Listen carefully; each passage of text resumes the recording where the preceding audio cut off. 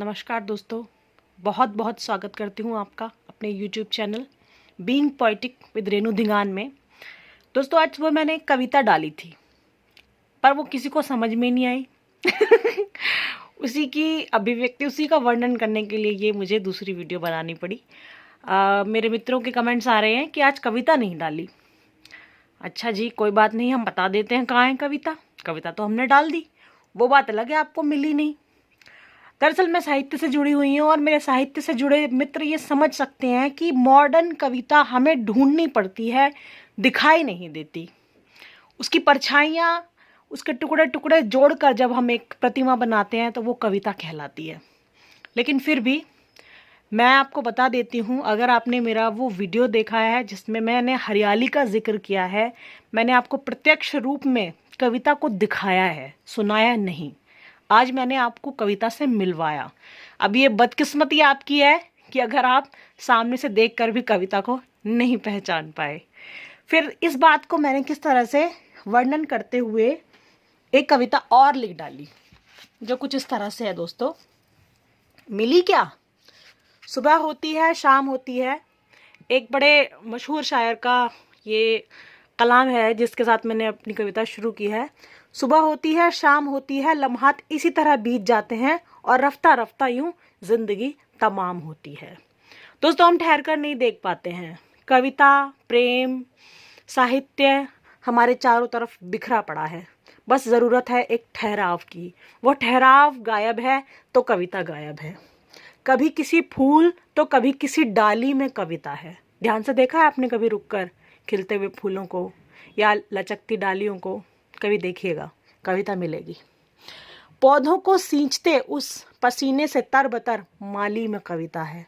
देखिएगा ज़रा उसकी मेहनत को, किस तरह से वो लीन सलीन और बहुत ही तल्लीनता से अपने काम में लगा हुआ होता है। वो जो खूबसूरती से अपनी मेहनत से पौधों को सींचता है और उसके बाद जो उसको फल मिलता है, किस प्रकार वो व्यक्ति एक अपने आप में कविता बन जाता है। आए तो कभी फुर्सत में आना। दोस्तों, मैं फुर्सत में बुलाना चाहूँगी क्योंकि जल्दबाजी में आने वालों को कविता नहीं मिलेगी। आओ तो कभी फुर्सत में आना, क्योंकि मेरी छत की हरियाली में कविता है।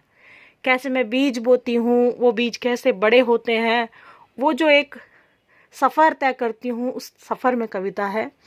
बड़ी मुद्दतों के बाद मिलकर, बड़ी मुद्दतों के बाद, बहुत सालों बाद, दोस्तों मैं लगभग 12 साल बाद अपने एक जानकार मित्र से मैं बात करती हूँ, तो मैं बहुत प्रसन्नता मुझे हुई।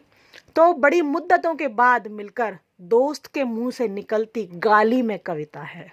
महसूस करना कभी उस मिठास को कि अरे कमबख्त, ओ मर जानिया, कहाँ गई थी तू, मर गई थी तू। बहुत अच्छी लगती है वो कविता। कविता वही है जहाँ ठहराव देख जब तू बिखर के रोया। कहीं ना कहीं हर व्यक्ति के जीवन में वो लम्हा आता है जब वो बिखर जाता है। कविता वही है जहाँ ठहर कर देख तू बिखर के रोया, बुरा वो वक्त तुझ पे बीता। होता है कभी कभी बहुत बैड सिचुएशन सामने आती है, अरे ठहर कर पहचान, वही तो है कविता। तब उम्मीद करती हूँ शायद मिल गई होगी। इस फूलों की डाली में, ये पंछी की उड़ान में, ये बादलों अपने पंखों पे उठाते हुए सूरज को ले जाती इस चिड़िया के हौसलों में आपको कविता मिलेगी। तो इसी एक्सप्लेनेशन के साथ मैं एंड करती हूँ अपनी वीडियो का।